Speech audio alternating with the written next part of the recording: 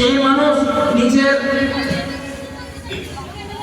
আপনার কমজোরি যার ফায়দা মানুষ উঠাবে, আমরা সেই কম নয়, সেই জাতি নয়, সেই গোত্র নয়, বরং আমরা সেই জাতি যে জাতির কমান্ডার হযরতে সাদ রাদিয়াল্লাহু তাআলা আনহু যখন আফ্রিকার উত্তর তরঙ্গমালা নদীকে যখন দাজরা নদীতে যখন তিনি হুকুম দিয়েছিলেন, দাজরা নদী সমস্ত সাহাবায়ে কেরামরা পার হলো, উট ভেড়া দুম্বা যা ছিল সব পার হলো, একটা লোটা পর্যন্ত সেই নদী নিজের সিনাতে দাবাতে পারেনি, সেটাও ব্যাক করে দিয়েছে।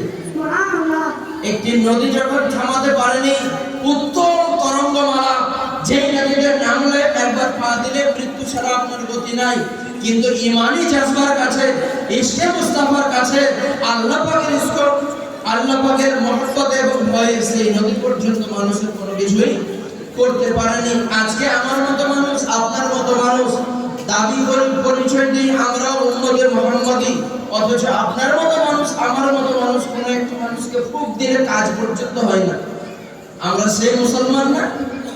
আমরা সেই মুসলমান না যে মুসলমানদেরকে আল্লাহ পাক সমস্ত উম্মতদের মধ্য থেকে বেশি মর্যাদা দিয়েছেন? আমরা সেই কম না? আল্লাহ পাক কি ইরশাদ করে বলেছে, আশরাফুল মাখলুকাত তো সমস্ত মানুষই, আমরা শুধুমাত্র আশরাফুল মাখলুকাত নই। হযরত আদম আলাইহিস সালাম থেকে শুরু করে আজ পর্যন্ত, আজ থেকে কিয়ামতের সকাল পর্যন্ত দুনিয়ার জমিনে যত মানুষ আসবে,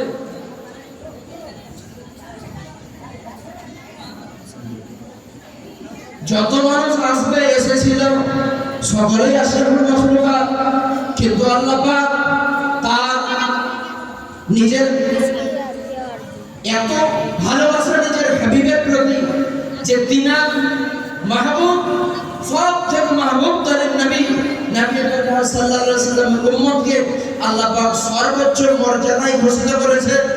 কেন আপনি ইরশাদ শুনেননি?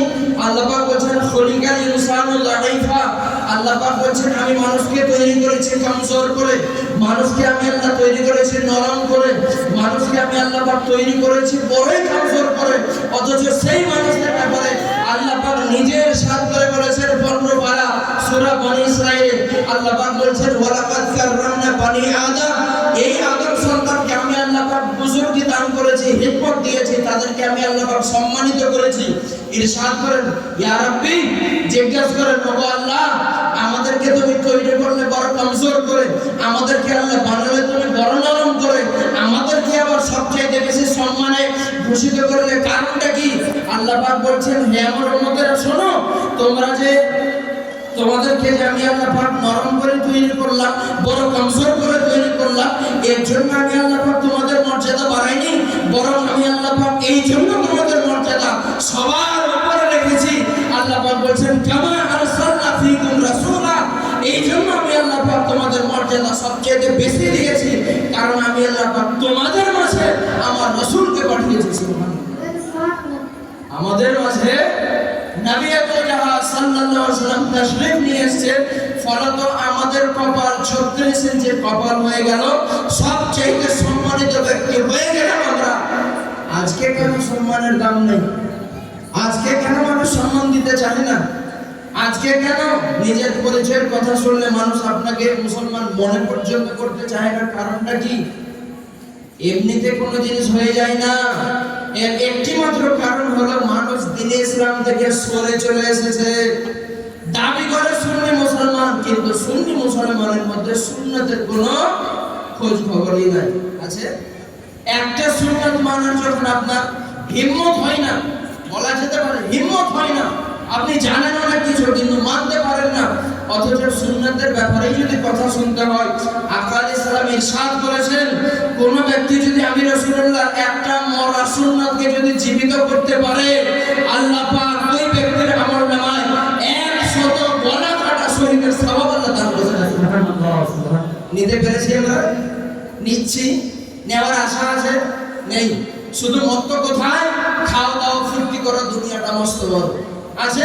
যখন চক্ষু দুটো বন্ধ হয়ে গেল, সারা জীবনের আশা আকাঙ্ক্ষা কামনা বাসনা যখন সব শেষ হয়ে গেল, টাকা পয়সা ধন দৌলত দাড়ি নারী সব যখন পরে থেকে গেল, আপনার যখন মাঝে মৌতে মানুষ যখন মুক্তালা হয়ে গেল, এই মরবে হয়তো এই বেঁচে আছে এই মরবে, এহেন অবস্থায় মানুষ তখন কি করে, আল্লাহ আমাকে আরেকবার সময় দাও, আরেকবার সময় দাও। এখন তো দেওয়া হবেই না, বরং বান্দা যখন কিয়ামতে যখন উঠবে তখনও বলবে আল্লাহ একবার সময় দাও।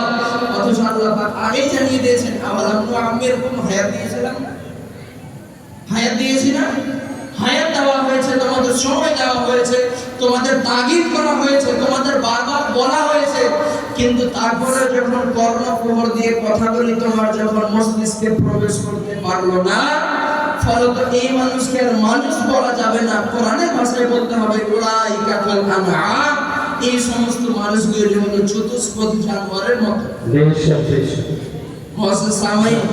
নিজের ভাগ্য যদি আমরা খুলতে চাই, নিজেকে যদি সম্মানিত বলে মানুষের কাছে যদি পরিচয় করতে চাই, তাহলে প্রথম নম্বর দায়িত্বের কর্তব্য হলো সুন্নাতের পাবন্দ হয়ে যায়।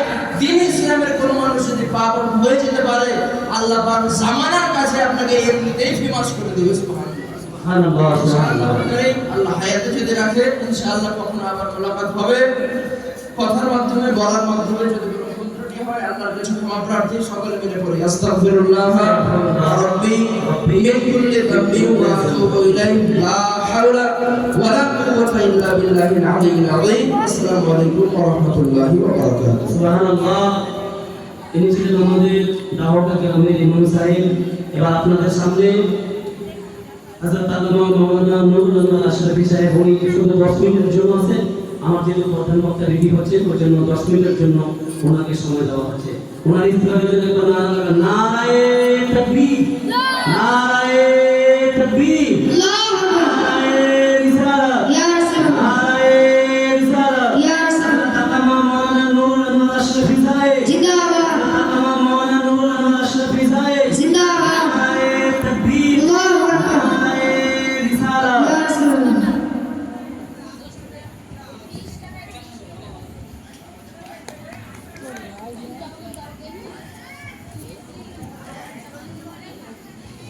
लिखा था 10 आइए गाड़ी में मेरे मुंह में नहीं चलाइए।